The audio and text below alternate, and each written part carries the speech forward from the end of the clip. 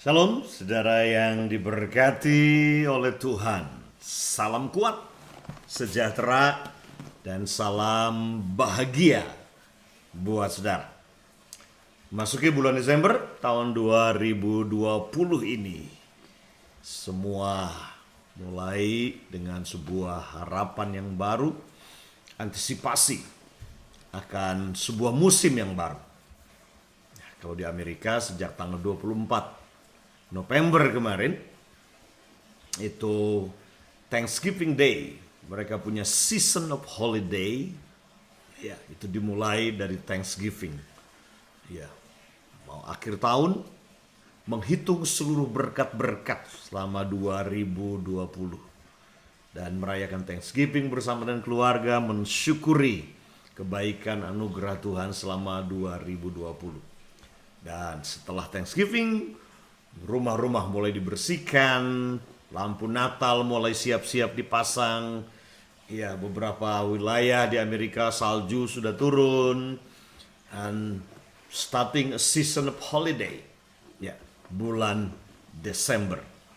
Bulan yang penuh dengan bahagia, bulan yang penuh dengan berkat tentunya.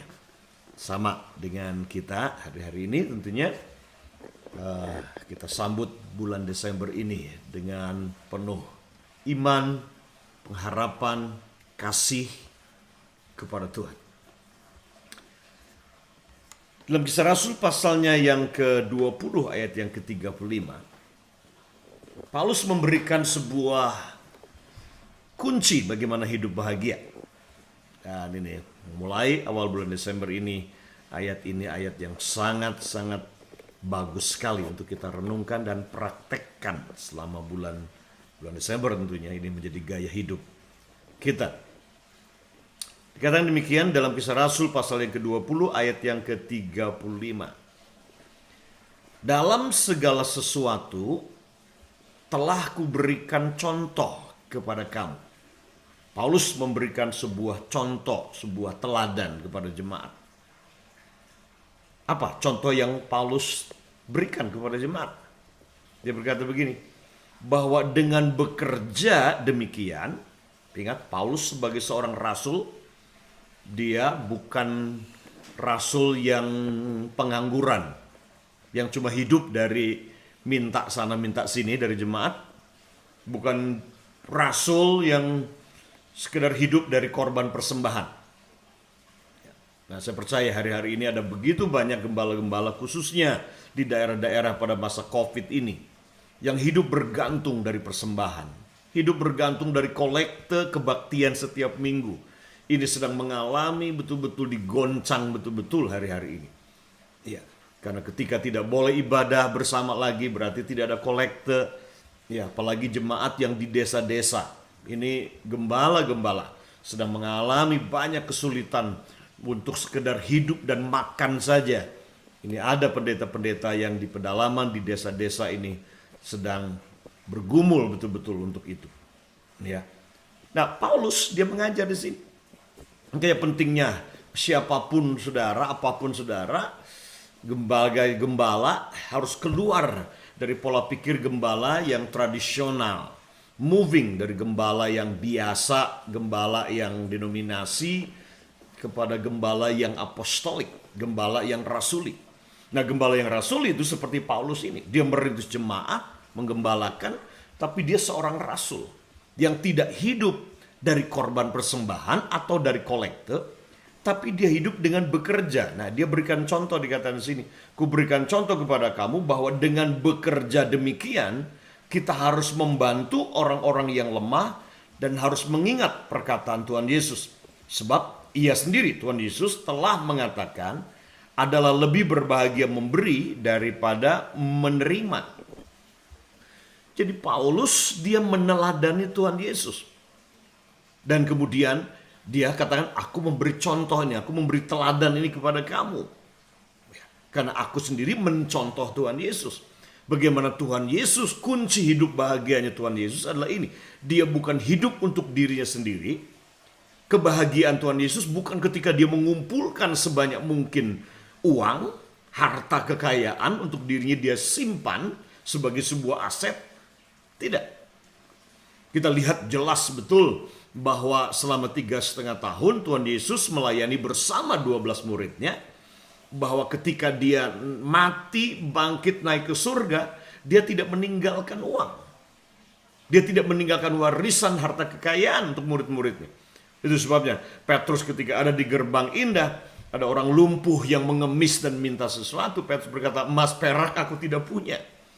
Karena memang itu betul-betul Tuhan Yesus tidak meninggalkan emas perak buat murid-muridnya sebagai sebuah aset kekayaan yang dia tinggalkan. Tidak. Karena Tuhan Yesus betul-betul hidupnya bukan hanya hidup untuk memberi, karena ini kunci bahagianya dia. Dia memberi diri, memberi hidup, memberi semua. Bahkan dirinya sendiri dia berikan. Menjadi tebusan bagi banyak orang.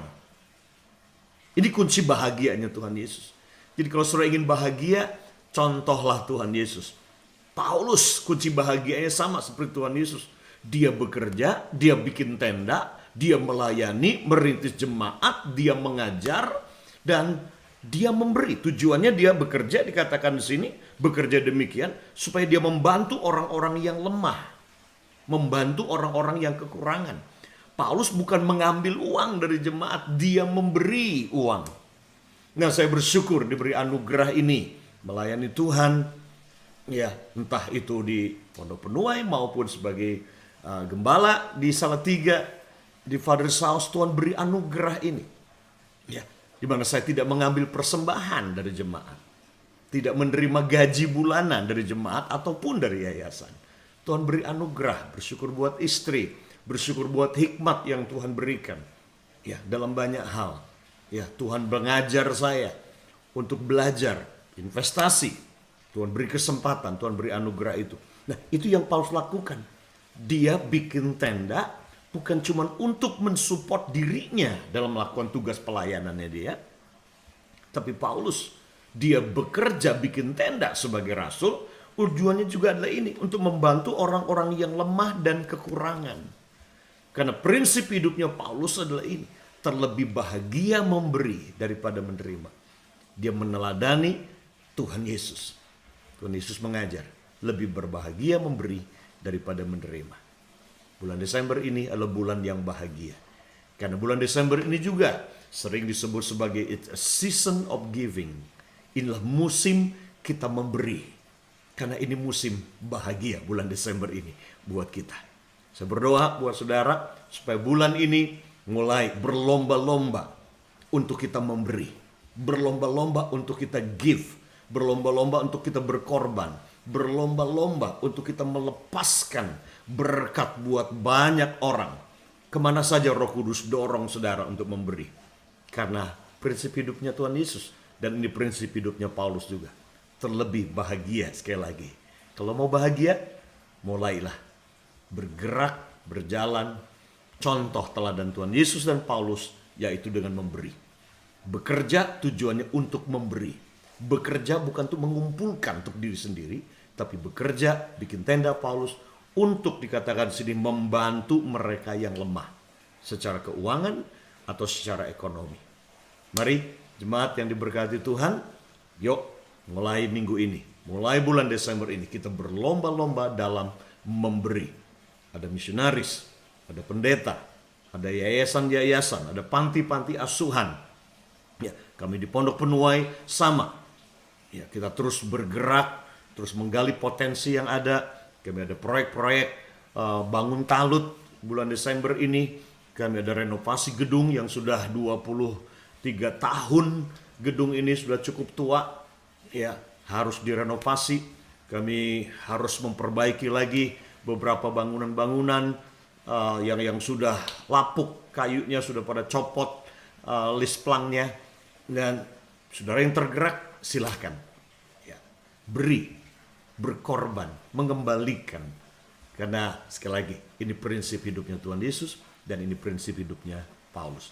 Lebih bahagia memberi daripada menerima. Bukan cuma memberi uang, tapi memberi diri, memberi hati, memberi skill, bakat saudara, ide, pikiran saudara, senyum saudara, kasih saudara, doa saudara buat orang-orang yang membutuhkan. Salam bahagia bulan Desember ini. Tuhan Yesus memberkati saudara.